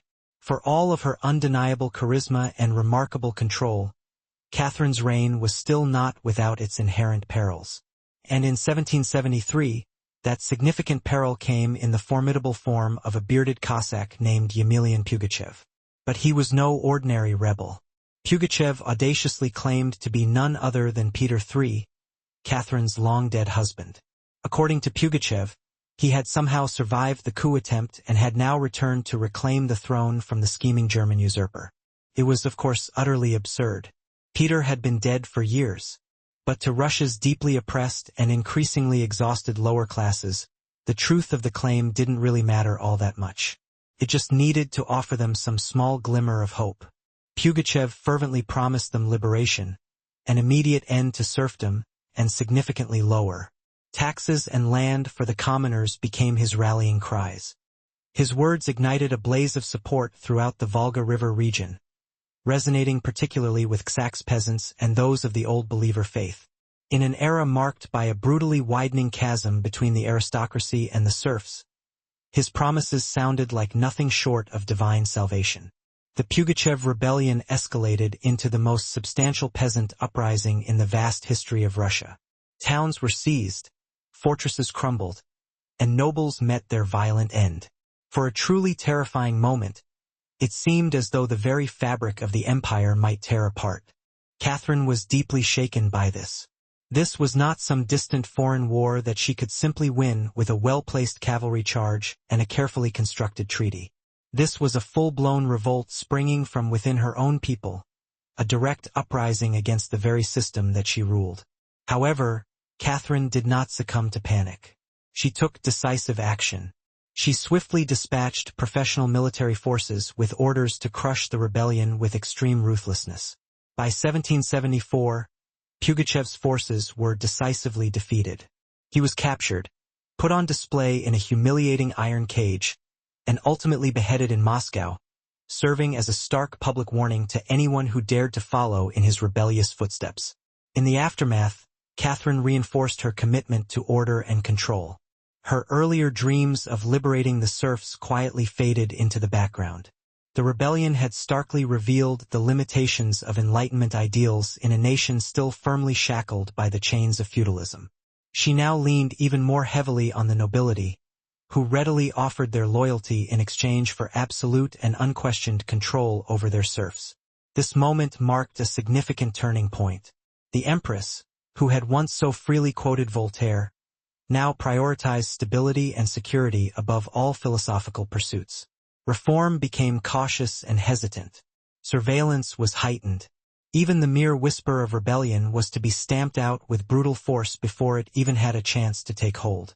Pugachev may have lost his head, but he left behind a chilling warning that would forever haunt Catherine's reign. Power built on inequality could only endure for so long before the inevitable storm came crashing through. By the time Catherine the Great neared the final years of her life, she had governed Russia for more than 3 decades, a reign longer than that of any other female ruler in Russian history. From the very moment she seized power, she had consistently defied expectations, reshaped her empire to fit her vision, and redefined the very possibilities of what a woman and a monarch could achieve. Under Catherine's leadership, Russia transformed into a true European superpower. Its territory expanded by over 200,000 square miles, swallowing up Crimea, significant portions of Poland, and vast stretches of the Black Sea coast. These were not simply haphazard military wins. They were strategic pivots, securing crucial warm-water ports, and fundamentally reshaping the landscape of trade. However, her legacy extended far beyond lines drawn on maps. Catherine left behind a cultural mark that would endure for generations. She played a crucial role in founding the Hermitage Museum, amassing one of the most impressive art collections in all of Europe, and maintained correspondence with some of the greatest minds of the Enlightenment era. Her court became a vibrant center of sophistication, artistic expression, and ambitious intellectual pursuits. In a country often viewed as backward and unsophisticated by Western Europeans, Catherine firmly established Russia on the cultural map. She modernized education, establishing schools specifically for girls, and actively promoted the printing and distribution of books. She even introduced smallpox inoculation to Russia, bravely receiving the vaccine herself in a public display, an act of scientific courage far ahead of its time. Yet, her reign was also marked by glaring contradictions. While she greatly admired Enlightenment ideals, she never actually freed the serfs. In fact, she expanded the reach of serfdom deeper into Russia's newly acquired territories. Her reforms, while undeniably impressive, remained largely top-down, primarily designed to polish the image of the empire without truly transforming its underlying foundations. Still, Catherine's rule brought unprecedented stability and a sense of ambitious purpose. She understood that power was not simply inherited. It was meticulously crafted, carefully managed, and constantly defended. She ruled not by some divine right, but by the sheer force of her will, her political brilliance, and her relentless calculation. She was called many things throughout her life: a user, a tyrant, a reformer, a seductress. But above all else, she was effective. When she passed away in 1796, Russia was wealthier, larger, and more formidable than it had been for centuries. She left behind a secure throne, an expanded empire, and a legend that would endure for centuries to come. Catherine didn't simply reign. She ruled with intellect, unwavering strategy, and an unapologetic grip on the reins of history. And in doing so, she became more than just an empress. She became a myth, a figure of legend. For all her immense power, territorial expansion, and enduring legacy, Catherine the Great was still, at her core, a woman navigating a world dominated by men, and boldly reshaping it in her own image. Behind the carefully crafted imperial portraits and the official state decrees was someone deeply aware of how precarious her position truly was. She was not born Russian, after all. She came to the throne through a daring coup. She ruled an empire that, in many ways, didn't want a woman in charge. And yet, she not only endured, she thrived against all odds. Catherine was never content to be merely ornamental. She read constantly, wrote endlessly, and never ceased in her pursuit of knowledge. Her daily schedule was incredibly demanding, filled with hours of reading reports, corresponding with foreign powers, meticulously editing state papers, and managing a court constantly rife with rival factions. She wasn't satisfied with simply sitting on the throne. She actively worked the throne like a true stateswoman born to it. She was also, in many ways, profoundly lonely. She surrounded herself with courtiers, lovers, and artists, yet wrote in her memoirs of just how few people she could truly trust. Her son Paul, whom she deeply distrusted and kept far away from matters of state, grew into a man she feared would undo all of her hard-won progress. Her greatest emotional partnership, with Gregory Potemkin, eventually faded into a deep friendship, but his death in 1791 left a wound that never truly healed. Catherine carefully crafted her public image. She fully understood the immense power of narrative and wielded it more skillfully than most monarchs of her era. She expertly portrayed herself as the mother of Russia, an enlightened monarch, a fearless warrior, a benevolent empress, and a passionate lover of the arts. But beneath all of those carefully constructed roles was a woman who had endured countless rejections, betrayals, scandals, and rebellions, and somehow managed to keep going. When she died in 1796, she left behind an empire forever transformed, but also a series of lingering questions. Could she have done more to end the practice of serfdom? Were her Enlightenment ideals ultimately compromised by the harsh realities of politics? Was she more of a reformer or a ruler at heart? History remembers her by the title she herself never claimed, the Great. It wasn't because she was flawless, exceptionally kind, or perfectly just. It was because she seized power and wielded it entirely on her own terms, in a time and place where women were simply not supposed to have any power at all. She didn't simply wear the crown. She fundamentally rewrote what it meant to deserve one. In the humid depths of the Chiapas jungle in southern Mexico, the ancient ruins of Palenque whisper stories from the long-lost Maya world. Towering temples rise majestically above the dense jungle canopy, their limestone facades slowly eroded by the relentless passage of time, yet still brimming with untold secrets. And in 1994, one of those secrets finally revealed itself. A team of dedicated Mexican archaeologists, led by Fanny Lopez Jimenez, was carefully surveying Temple 13, a relatively modest pyramid located next to the more famous Temple of the Inscriptions, the renowned burial site of the mighty King Pacal the Great. Temple 13 wasn't initially expected to hold much of significance until they noticed something distinctly odd. A sealed, hidden chamber lying deep beneath the structure. Remarkably, no looters had ever touched it. It was completely pristine, untouched by human hands for centuries. When the archaeologists finally broke through the ancient seal and carefully lowered themselves inside, they discovered a stone sarcophagus resting in silent solitude. The air was thick with the palpable weight of centuries. As they slowly and carefully opened the heavy lid, a cloud of red dust rose up like smoke, a brilliant and shocking red that filled the chamber. The interior of the sarcophagus was entirely covered in powdered cinnabar, a highly toxic mercury sulfide compound that was used ceremonially by the Maya people. And lying peacefully within that crimson cloud of dust was the skeleton of a woman. She had clearly been buried with immense care and reverence.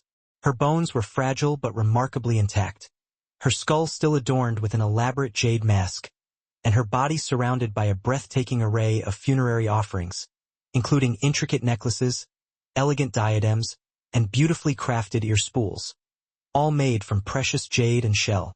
Everything about the burial screamed royalty, indicating someone of immense importance. Yet, strangely, no name was inscribed anywhere. No glyphs identified who she was. It was one of the richest and most opulent female burials ever discovered in Mesoamerica. And yet, it was also a complete and utter enigma.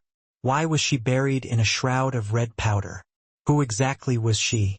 Was she a queen, a revered priestess, or perhaps even Pacal's wife? The researchers, captivated by the mystery, affectionately dubbed her the Red Queen, and the name stuck. But even with the use of modern forensic techniques, they couldn't definitively say who she was, only that she had lived around the 7th century, during the golden age of Palenque. Unlike most Maya tombs, hers had been deliberately hidden, carefully untouched, and purposefully isolated. Her burial wasn't simply ceremonial. It was deeply spiritual in nature. This woman wasn't meant to be remembered through written words. She was intended to be remembered through ritual, through color, and through the enduring mystery that she left behind. The most haunting and unforgettable feature of the Red Queen's tomb wasn't her exquisite jade jewelry or the profound silence of the sealed chamber. It was the omnipresent red dust. A thick layer of powdered cinnabar covered absolutely everything within the tomb. The sarcophagus, the walls, her bones, and even the offerings surrounding her. It clung to the stone like dried blood. To the Maya people, this was no mere accident. Cinnabar, made from crushed mercury sulfide, was one of the most sacred and potent substances in their ancient world. Its vibrant red color wasn't just visually striking. It symbolized blood, rebirth, and the vital life force that connected the human and divine realms. Red was deeply sacred. It was the color of the sunrise, of sacrificial offerings, and of life emerging from the clutches of death. And it wasn't just symbolic in nature. It was inherently spiritual. Covering the dead in cinnabar was a powerful ritual meant to transform the body, preserving it not for some indefinite eternity, but for a crucial transition. In Maya belief, death wasn't the definitive end. It was a passage, a crossing over into another cosmic layer of existence. And so, the Red Queen, whoever she truly was being meticulously prepared not just for burial, but for an eventual deification. But there's yet another layer to this intriguing mystery. Cinnabar is highly toxic. Repeated exposure can lead to mercury poisoning, causing tremors, hallucinations, and even death. The Maya likely didn't fully understand the complex chemistry involved, but they instinctively felt its inherent potency. It was volatile, powerful, and undeniably dangerous. To bathe the corpse in it was to emphatically declare that this person was no ordinary mortal. In Palenque, very few individuals were ever buried with cinnabar. Pakal the Great, the mighty king whose towering pyramid dominates the entire site, was one such example. His body, like hers, was also saturated in the red powder. That detail alone sparked intense speculation. Was the Red Queen his wife, his mother, or someone else of equal divine status? Her skull had been carefully placed on a layer of jaguar skin, another potent sacred symbol. Surrounding her were delicate bone needles, razor-sharp obsidian blades, and miniature jade figurines, all hinting at elaborate rituals performed either during her lifetime or in her honor at the time of her death. Every single part of her burial told a compelling story without words, a story of immense power cloaked in secrecy, a woman meticulously prepared to cross over into the underworld, not in silence, but in a grand ceremony, drenched in the symbolic color of sacrifice. Surrounding the Red Queen's crimson-drenched remains was a world of profound silence, broken only by the subtle gleam of jade, shell, and obsidian. These were not mere ornaments meant for display. They were deeply significant offerings, each one carefully chosen to accompany her on her perilous journey to the Maya afterlife, the shadowy realm of Xibalba. At her sides were jade necklaces, heavy and cold to the touch, their polished surfaces still radiant even after 13 centuries underground. Jade was not just beautiful, it was inherently sacred. The Maya considered it a powerful symbol of eternal life. It represented the vibrant green of maize, the life-giving vitality of the jungle, and the very breath of the gods themselves. Only the elite were ever buried with jade. For the Red Queen, it covered her chest, her wrists, and her ears, a clear indication that she wielded significant influence during her lifetime, perhaps even divine favor. One of the most haunting and unforgettable objects was the jade funerary mask placed delicately over her face. Unlike the golden death masks of ancient Egypt, this one was more subtle and understated, constructed from dozens of tiny mosaic tiles meticulously arranged to mimic the unique contours of her skull. The mask served a vital ritual function, intended to protect her soul, to preserve her identity, and to present her as a divine being in the eyes of the gods. Scattered near her bones were bone needles, obsidian blades, and various shell artifacts. These could have been the tools used in rituals or potent symbols of her status as a priestess, a healer, or a royal matriarch. One bone pin was delicately engraved, faint but purposeful, a small echo of her voice lost to the relentless passage of time. At her feet and along the edges of the tomb were ceramic vessels, still tightly sealed, likely once filled with valuable offerings such as food, drink, or sacred incense, all meant to sustain her spirit beyond death. The Maya deeply believed that the afterlife was a long and arduous journey, fraught with danger, multi-layered, and filled with daunting challenges. These items weren't merely luxuries. They were absolute necessities for her survival in the underworld. To the modern eye, the tomb feels deeply intimate, not excessively overloaded, but profoundly intentional. There was no gold, no chariots, no pomp and circumstance, just items carefully chosen for their spiritual weight. It was a meticulously crafted map for the soul. Through these carefully selected treasures, we catch a glimpse of how the Maya understood death, not as an ending, but as a powerful transition of power. The Red Queen wasn't buried to be forgotten. She was being carefully prepared to ascend to a higher plane of existence. For all the undeniable grandeur of her tomb, the Red Queen left behind one haunting void, the absence of her name. No inscriptions adorned her sarcophagus. No glyphs on the walls explicitly identified her. She was clearly someone of immense power and importance. But who exactly was she? From the moment her tomb was first opened, scholars began tirelessly trying to connect the dots and unravel the mystery. The most compelling theory suggests that the Red Queen was Sakkuk, the wife of Kinich Jenab Pakal, known today simply as Pakal the Great, the most famous and influential ruler of Palenque. Sakkuk was more than just Pakal's consort. She was born into nobility herself and married into Palenque's royal dynasty at a young age. She bore at least 3 sons, all of whom held positions of high status and power, and she played a key ceremonial role throughout her husband's long and prosperous reign. If anyone deserved to be buried with such immense honor and reverence, it was certainly her. Supporting this intriguing theory is the tomb's strategic location, situated just a few feet away from Pakal's own grand burial chamber in the Temple of the Inscriptions. This close proximity strongly suggests a deliberate pairing, husband and wife, rulers even in death. And then there's the undeniable presence of cinnabar. Only 2 burials in Palenque have been found with such an intense concentration of cinnabar coverage: Pakal and the Red Queen. It seems highly unlikely that this was merely a coincidence. But here's where the mystery deepens even further. DNA tests were conducted on both sets of remains in hopes of definitively confirming the familial connection. However, the results came back as inconclusive. The Red Queen's bones showed no direct maternal link to Pakal. But that didn't necessarily rule out a spousal relationship. After all, marriage doesn't require any shared blood. Some have argued that she could have been Sakkuk, Pakal's powerful mother who ruled Palenque before he came of age. Others suggest that she may have been a high priestess or a sister or even a royal ancestor whose name has simply been lost to the relentless erosion of history. Still, the evidence most strongly points to Sakkuk, a queen by title, a mother of kings, and a spiritual counterpart to Pakal. The lack of a name inscribed in her tomb may not have been an oversight at all. It may have been entirely intentional.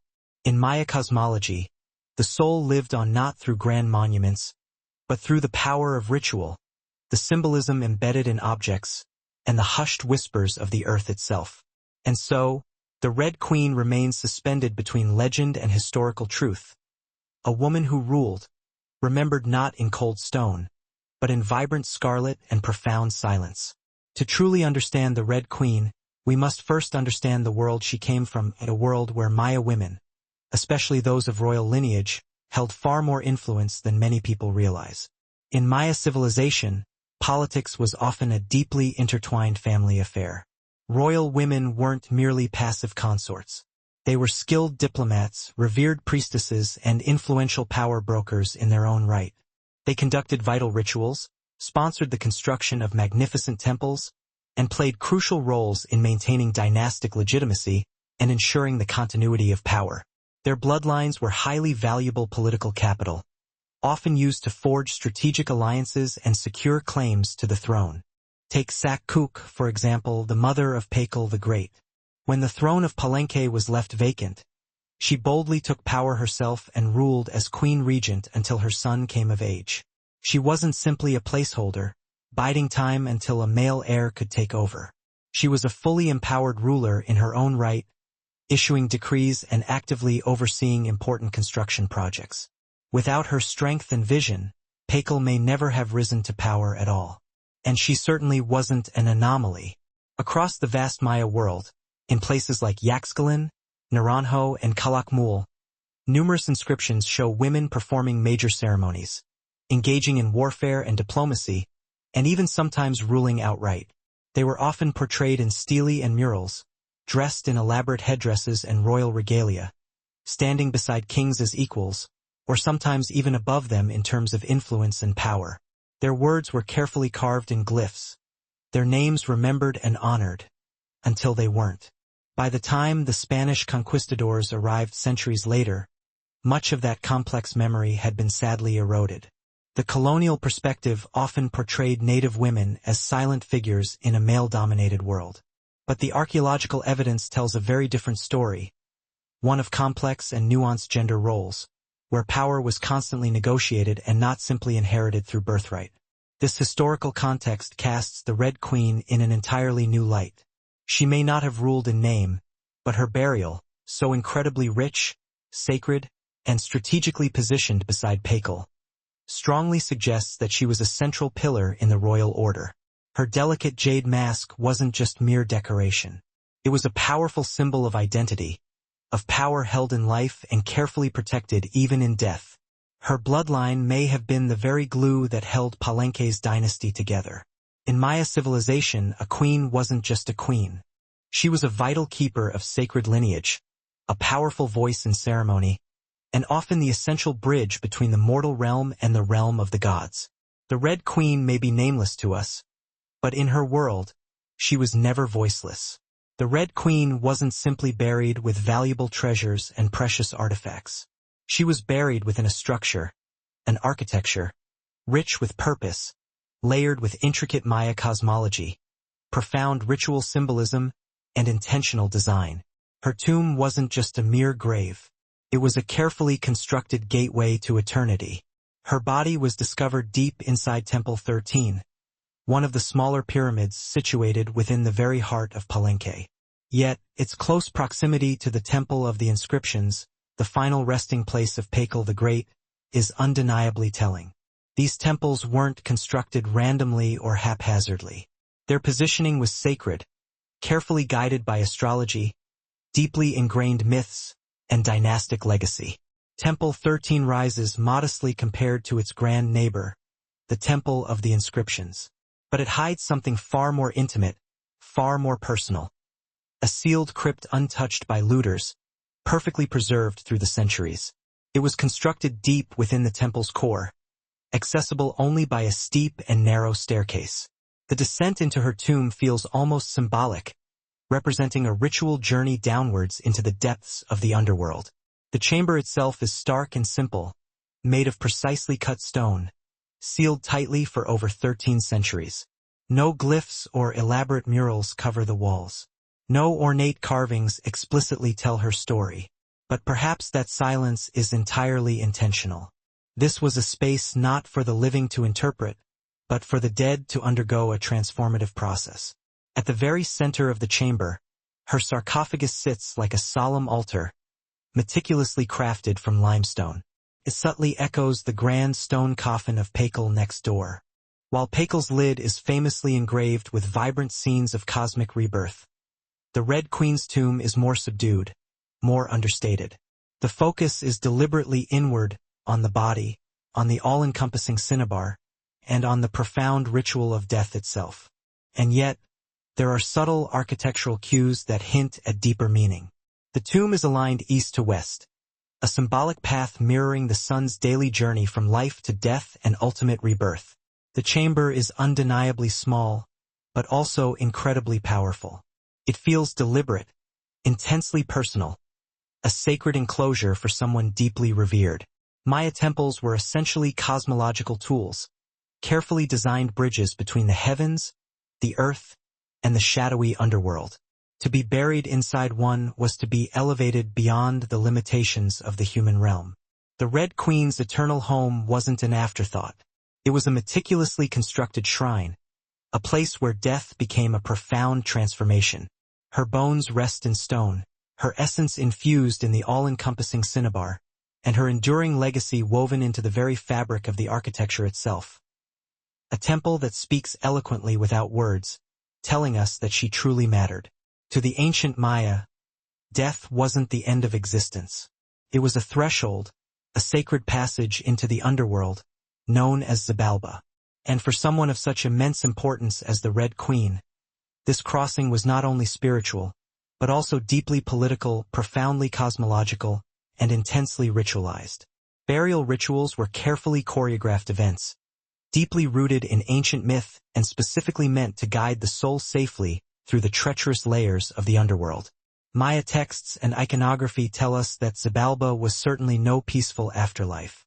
It was a terrifying maze of darkness, filled with rivers of blood, arduous trials, and menacing gods of death. Only those who were properly buried, ritually prepared, and spiritually equipped could successfully navigate this perilous journey. The Red Queen was buried, meticulously wrapped in cinnabar, securely encased in stone, and surrounded by precious offerings, all clear signs of an elite burial befitting someone of her status. But there's much more to the story. The presence of bone needles and razor-sharp obsidian blades in her tomb hint at auto-sacrifice rituals, possibly symbolic tools representing rites she had performed during her lifetime, or that were reenacted at the time of her burial to empower her spirit. Her intricate funerary mask, carefully assembled from hundreds of tiny jade tiles, was not simply decorative. It may have served as a vital spiritual vessel, preserving her face and unique identity as she journeyed into the afterlife. In Maya belief, the face was a mirror of the soul, and the soul needed to be readily recognized by the gods. The ceramic vessels surrounding her may have once held sacred chocolate, nourishing maize, pure water, or even potent pulque, all intended to nourish her spirit in the next world. Other items, such as sharp stingray spines or elaborate shell trumpets, could have represented spiritual tools, used as calls to the gods, or as tokens of ritual communication with the divine. Burial wasn't simply a final goodbye. It was a transformative event. The Maya deeply believed in cycles, death as a seed, burial as the act of planting, and the afterlife as a time of ultimate rebirth. Kings and queens were often seen as earthly incarnations of powerful gods, and in death they ultimately returned to those divine origins. The Red Queen, thoroughly covered in the color of blood, entombed within a magnificent pyramid, and honored with precious offerings, was clearly being prepared for rebirth, not as a mere mortal, but as a divine being intricately tied to the sacred order of the cosmos. Her burial wasn't the end of her captivating story. It was simply the beginning of her enduring legend. Just a few steps away from the Red Queen's final resting place lies one of the most iconic and celebrated tombs in all of Mesoamerica, that of Kinich Genab Pakal, known simply as Pakal the Great. His elaborate burial inside the Grand Temple of the Inscriptions is justly celebrated for its unparalleled artistry, its impressive scale, and its deeply spiritual symbolism. But what makes the Red Queen's tomb so extraordinarily fascinating is not just what was found inside, but also precisely where it was found. Her sarcophagus was deliberately hidden within Temple 13, directly adjacent to Pakal's imposing monument. In a city like Palenque, where every single temple was carefully positioned to reflect fundamental cosmic principles, this undeniable closeness was no mere coincidence. It was intentional, a bold statement etched in stone for all eternity. Many scholars today believe that the Red Queen was likely Sakkuk, Pakal's queen and trusted consort. While her tomb notably lacks inscriptions, the similarities between their respective burials are undeniably striking. Both were carefully wrapped in cinnabar. Both were entombed in magnificent pyramids. Both were buried with a wealth of precious jade, and both were treated with the utmost reverence. These mirroring rituals suggest two halves of a single sacred narrative. Pakal's lid famously depicts him falling into the underworld tree, a dramatic cosmic scene of death and subsequent rebirth. The Red Queen's simpler tomb contains no such elaborate iconography, but the profound symbolism lies in the intentional pairing itself. If Pakal represented the powerful sun, journeying through the underworld each night only to rise again in the morning, then the Red Queen may have represented the gentle moon, the feminine force that follows its own mysterious and ethereal path across the night sky. Together, they embodied a profound cosmic duality, masculine and feminine, king and queen, sun and moon, order and ritual. In Maya mythology, rulership was not a singular endeavor. It was deeply relational, Harmony in the cosmos required careful balance. And that delicate balance extended directly into the dynastic court.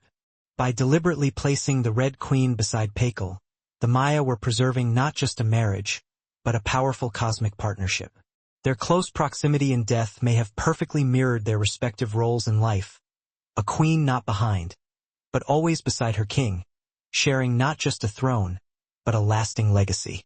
Within their respective tombs, they speak eloquently without the need for words, two souls carefully wrapped in cinnabar, and forever joined across the vast expanse of eternity, creating one of history's most sacred and enduring silences. Though her name has been sadly lost to the relentless passage of time, the Red Queen of Palenque endures not as a forgotten relic, but as one of the most enigmatic and powerful women of the ancient world. Her tomb, carefully sealed for over 1,300 years, now whispers across the centuries, inviting tantalizing questions that echo ever louder with each new discovery. She represents a mystery that continues to resist complete understanding. We may never know exactly who she truly was. No glyph ever carved her name into stone. No stele ever told her complete and compelling story. And yet, the immense care taken in her burial, the unparalleled richness of her offerings, and the profound symbolism of her crimson-drenched bones all speak of a woman who was undeniably important, not merely as a wife or consort to a powerful king, but as someone who held real influence, significant spiritual weight, and royal blood that coursed through her veins. Today, the captivating Red Queen forces us to reevaluate our preconceived assumptions and long-held biases. It's important to remember that in the ancient Mayan civilization, women were far from silent figures. They were leaders in rituals, rulers of cities, and powerful influences on the course of dynasties. While kings, like Pal, have historically been the main focus, the reemergence of the Red Queen serves as a powerful reminder that men were not the only holders of power. That power also flowed through mothers, queens, priestesses, and visionaries. Her significance extends beyond the material wealth she left behind. It's about the discussions she has sparked among archaeologists, historians, artists, and storytellers. Every piece of jade jewelry, every layer of cinnabar, every deliberate architectural detail in her temple offers us invaluable insights. This woman was of great importance, and perhaps the most remarkable aspect of her story lies not in what we already know, but in what remains unknown. The Red Queen teaches us that history is not just a dry collection of facts. It's a vibrant puzzle, a shared human desire to connect with our past. In that sense, her legacy is still developing. She is shrouded in red, the color of life and sacrifice, of both blood and rebirth.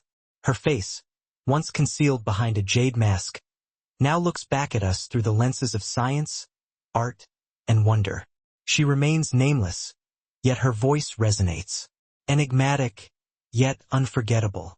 The Red Queen may have ruled a kingdom in life, but in death, she commands something even greater, our imagination.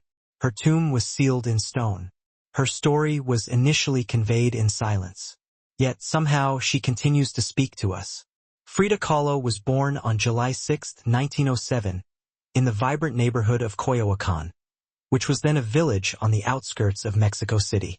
Her childhood home, the Casa Azul, or Blue House, was a place full of color, contradiction, and quiet strength.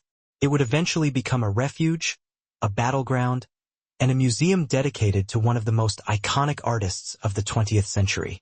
Frida was the third of 4 daughters born to Guillermo Kahlo, a German-Hungarian photographer, and Matilda Calderon, a devout Catholic of indigenous and Spanish ancestry. Her parents were quite different from each other. Guillermo was reserved and intellectual, while Matilda was religious and emotionally distant. Frida would inherit both her father's introspective nature and artistic eye, as well as her mother's unwavering resilience. As a child, Frida was known for being imaginative, outspoken, and courageous. She was an avid reader and asked questions that many adults found difficult to answer. However, at the age of 6, she contracted polio, which caused her right leg to become thinner and weaker than her left. This physical difference was something she tried to hide with long skirts, but she never allowed it to limit her spirit.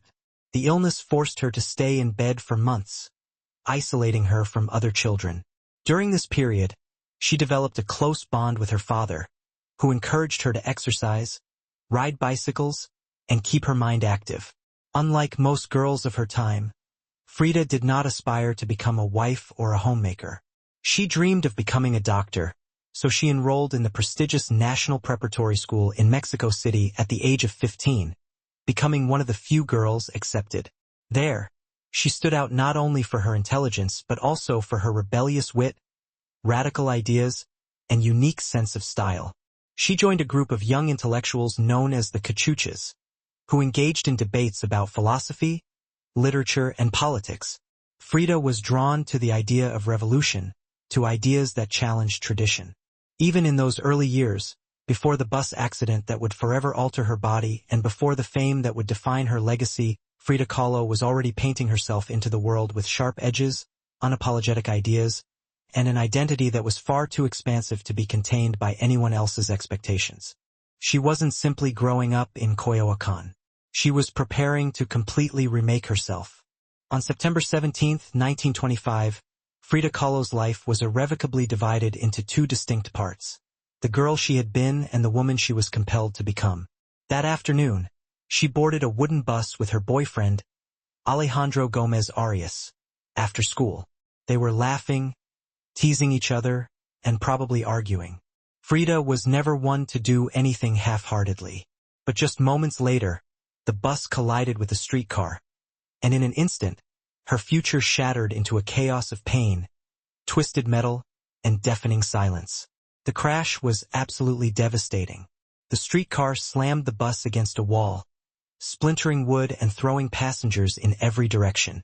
Frida was impaled by an iron handrail, which entered her left hip and exited through her pelvis. Her spinal column was fractured in 3 places. Her right leg was shattered. Her foot was dislocated. Her collarbone and ribs were broken. Her shoulder was dislocated. Her abdomen was pierced. She was only 18 years old. A man covered her with a borrowed overcoat. Someone else noticed that her body was sparkling, not from blood, but from the gold powder she had been carrying in a pouch. The powder had exploded on impact, covering her broken body in what appeared to be glittering ash. Frida was taken to the Red Cross hospital and underwent numerous surgeries over the following months. She spent weeks in a full-body cast, lying flat on her back, completely immobile, and enduring constant pain, infection, and uncertainty. The future she had envisioned, the one where she became a doctor, slipped further away with each passing day. However, in that stillness, something new began to emerge. Her father gave her paintbrushes. Her mother rigged up a special easel that hung above her bed. A mirror was placed on the canopy so she could see herself. And there, lying in plaster and agony, Frida began to paint. Initially, it was out of boredom, but it soon became an obsession. Her first subjects were her own reflections because that was all she had. But what resulted wasn't vanity. It was a fight for survival. The crash had broken her physically, but it had also opened a door into her own mind, her own body, and ultimately into the surreal language of pain and identity that would come to define her art. The girl who had wanted to heal others now began to heal herself, one brushstroke at a time. As Frida Kahlo lay encased in plaster and steel, her body struggling against itself with every breath, she began to paint. What started as a form of therapy quickly evolved into a language. And that language was deeply personal, brutally honest, and often difficult to look at, which was precisely the point. Frida didn't paint delicate flowers or idyllic landscapes. She painted pain, her pain, whether physical, emotional, or existential.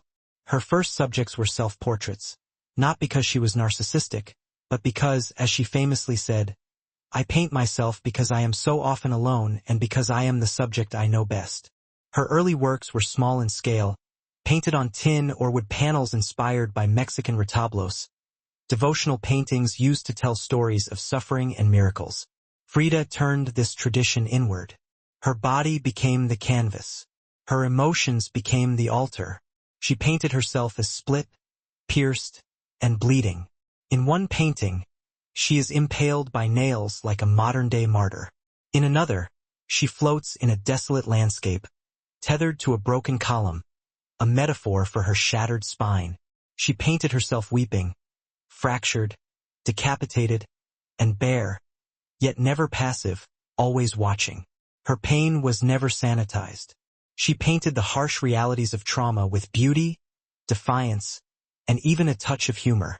Each piece was a reclamation of her body, her experiences, and her identity as a woman in a world that often tried to define her on its own terms. However, Frida wasn't simply telling her own story.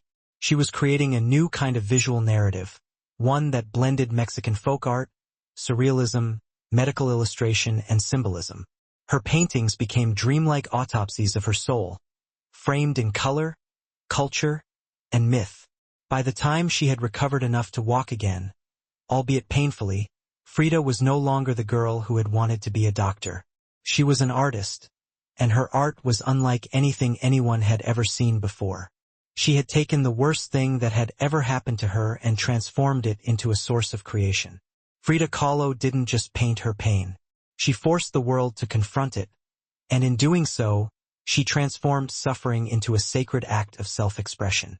In 1928, still in recovery, still painting, and just 21 years old, Frida Kahlo met the man who would become the most profound and turbulent relationship of her life, Diego Rivera.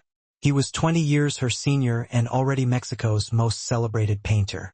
Massive in both stature and presence, Rivera was a giant of Mexican muralism, known for his sweeping, politically charged frescoes that told the story of the Mexican people.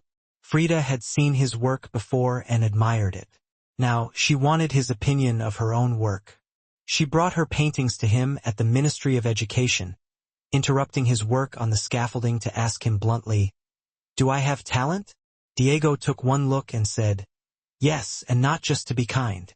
He recognized something rare in her, an unfiltered voice that was raw, unpretentious, and full of rage, irony, pain, and beauty. They began a relationship that was as all-consuming as it was creative.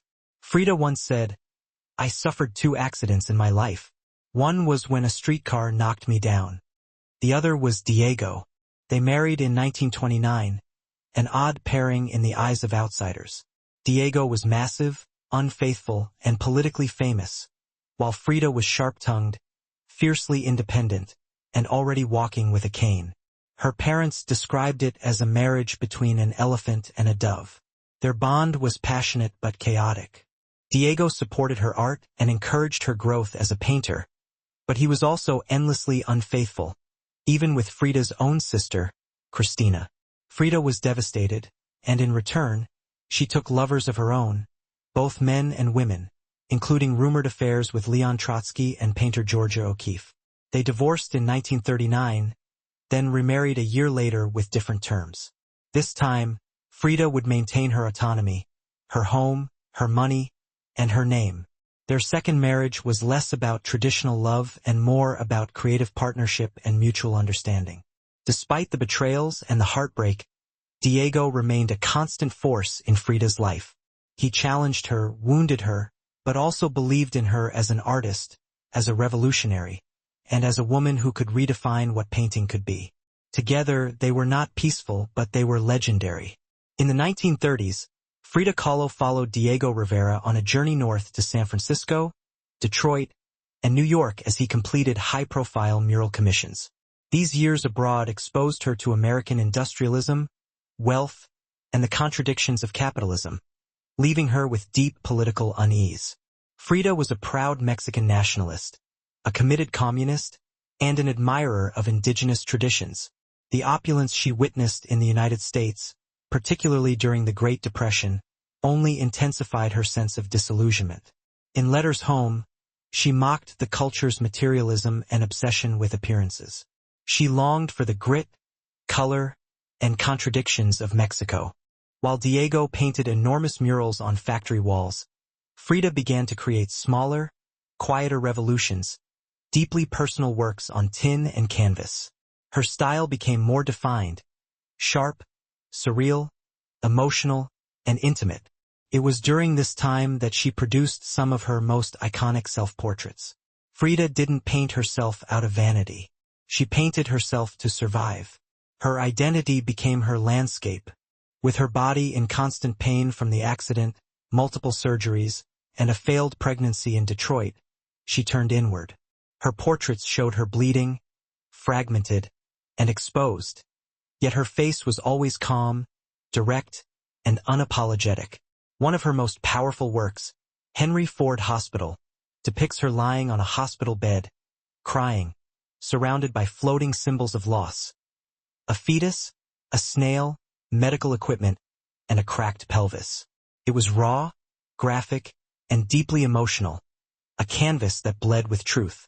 Back in Mexico, Frida immersed herself in leftist politics. She and Diego welcomed Leon Trotsky into their home during his exile. Frida wore Tehuana dresses, traditional indigenous garments, not just as a fashion statement but as a political and cultural statement. Her art was never separate from her beliefs. Her identity, her body, and her ideology were all intertwined in her work. While Rivera painted murals of revolution, Frida painted its human cost. The body in pieces, the mind on fire, and the self always staring back. In exile and in illness, she became not just a painter of pain but a painter of resistance. When Frida Kahlo returned to Mexico in the late 1930s, she was no longer just Diego Rivera's wife. She had become something entirely different, a force, an artist whose work radiated with raw honesty, surreal symbolism, and cultural identity. Back in her homeland, she fully embraced herself. Her Casa Azul in Coyoacán became a sanctuary of color and contradiction. With bright cobalt walls, yellow trim, Aztec statues in the garden, and monkeys and parrots roaming freely, the house was a living extension of Frida's imagination, a blend of tradition and rebellion, elegance and earthiness. Here, she surrounded herself with pre-Columbian artifacts, ex-voto paintings, folk art, and revolutionary books. She wore bold Tehuana dresses, wove flowers into her hair, and painted amid the scent of copal incense and the sounds of mariachi music from the street outside. This period marked an explosion of creativity. Her paintings became more intricate, more symbolic, and more political. Works like the two Fridas revealed a divided self, one in European dress with a bleeding heart, the other in indigenous clothing, strong and composed. It was Frida's visual autobiography, a portrait of love, loss, and heritage. In 1939, she exhibited her work in Paris, where artists like Picasso, Breton, and Kandinsky praised her fiercely original style. But even among the surrealists, Frida stood apart. When André Breton tried to label her as one of their own, she pushed back. "They thought I was a surrealist," she said.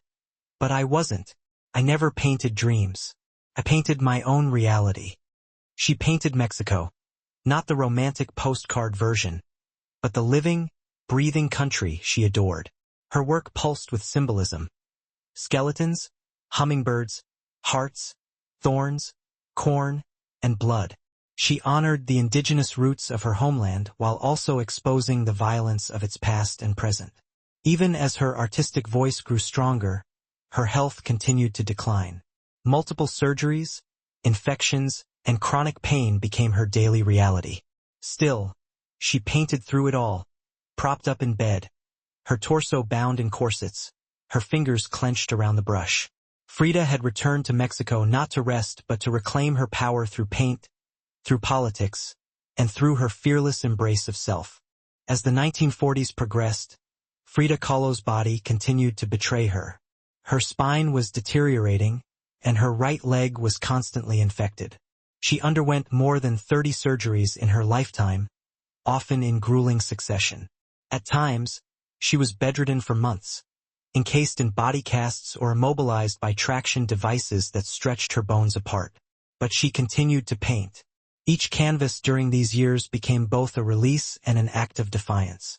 Her works grew darker and more defiant. She painted with a clarity sharpened by pain, refusing to hide behind metaphor. In the broken column, she presents herself split down the middle, her body pierced with nails, a cracked ionic column replacing her spine. Yet her face is stoic, her gaze unflinching. Pain for Frida was no longer just a subject. It was her companion, her antagonist, and her muse. Her political voice also grew louder. She joined the Mexican Communist Party, marched in demonstrations, wrote fiery letters, and denounced imperialism and injustice. When her health no longer allowed her to walk, she appeared at protests in a wheelchair, defiantly holding signs and shouting slogans. In 1953, Frida was given her first solo exhibition in Mexico, a long-overdue celebration of her art. However, her health was so fragile that doctors told her she couldn't attend. So, she did what only Frida would do. She arrived by ambulance, was carried in on a stretcher, and was placed in the center of the gallery on her hospital bed. Dressed in traditional finery and surrounded by her own work, she greeted guests with tequila, laughter, and that fire still burning in her eyes. Her final paintings were both childlike and harrowing. In Marxism will give health to the sick, she painted herself wearing a steel corset, cradled by the hands of Marx, casting away symbols of oppression. Her last known work was a still life of sliced watermelons, one piece bearing the words, Viva la vida, or Long live life. Even in the face of death, she remained defiant, joyful, and political. Frida Kahlo's last portraits weren't just self-portraits. They were acts of revolution, painted in pain but always signed with life. On July 13, 1954, at the age of 47, Frida Kahlo died in the same place she had been born, the Casa Azul in Coyoacán. The official cause of death was listed as a pulmonary embolism, but those closest to her whispered of something deeper. She had been ill, yes, but also exhausted by pain, by surgeries, and by the long war with her own body. Just days before, she had attended a political protest against the CIA coup in Guatemala. Weak and wheelchair-bound, she insisted on going, her clenched fist raised in the air. Revolution remained her final heartbeat. Her last diary entry was brief but piercing. I hope the exit is joyful and I hope never to return. Frida's funeral was held at the Palacio de Bellas Artes, Mexico's most prestigious cultural institution. Her body, draped in the red flag of the Mexican Communist Party, was watched over by friends, family, artists, and revolutionaries. Diego Rivera was inconsolable and called her the greatest love of his life, even as his betrayals had nearly broken her. In the years that followed her death, something extraordinary happened. Frida Kahlo refused to disappear. At first, her name was whispered only in art circles.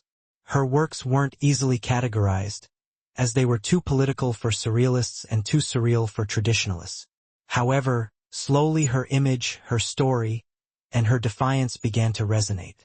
Throughout the 1970s and 1980s, as feminist scholars and activists reclaimed forgotten voices, Frida's became louder. She wasn't just a painter anymore. She was a symbol of pain turned into beauty, of feminism born through resistance, of Mexican identity celebrated without apology, of queerness, disability, revolution, and authenticity. Her face, her unibrow, her direct gaze, and the flowers in her hair became iconic. Her home became a museum, her diary became a sacred text, and her paintings now hang in the world's greatest museums. Frida Kahlo had lived much of her life in Diego's shadow. But in death, she stepped forward. She didn't just leave behind paintings. She left behind a mirror and dared us all to look, not with pity, not with fear, but with fire. Today, Frida Kahlo's face is ubiquitous, printed on t-shirts, painted on murals, transformed into dolls, memes, posters, and icons. Her signature unibrow, her flower-crowned hair, and her direct gaze are all instantly recognizable. However, what makes her legacy so powerful isn't just that people recognize her face. It's that they recognize the truth behind it. Frida didn't try to be flawless. She didn't fit into boxes. She wasn't conventional, and she didn't care to be. In a world that demands perfection, she gave us realness, raw, messy, vibrant, angry, joyful, contradictory realness. She celebrated what made her different: her disability, her queerness, her politics, and her culture. and transformed it into art that transcended borders and decades. She's become more than an artist. She's a global symbol of defiance, feminism, cultural pride, and creative resistance. For queer communities, she's a fearless bisexual icon who lived openly and unapologetically in a time that demanded silence. For women, she's a reminder that power doesn't require permission. For disabled artists, she's proof that pain can fuel the brush, not stop it. And for Mexico, she's a daughter reclaimed, fierce, folkloric, and forever a part of the national soul. Her paintings, once dismissed as too strange or too personal, are now among the most revered in the world. Works like the two Fridas, self-portrait with thorn necklace and hummingbird, and the broken column aren't just seen. They're deeply felt by anyone who has ever suffered and needed to turn that suffering into something sacred. She lived in the margins and turned them into center stage. She embraced contradiction. A communist who wore gold, a woman betrayed who loved again, a body in pieces with an unbreakable soul. And through it all, she painted, not just with color, but with conviction. Frida Kahlo never asked to be a symbol. She simply told the truth about herself, and in doing so, she told the truth for millions of others who had never seen themselves reflected in art before. Now, when we see her face, we see courage. We see color. We see resistance. We see Frida not gone but immortal.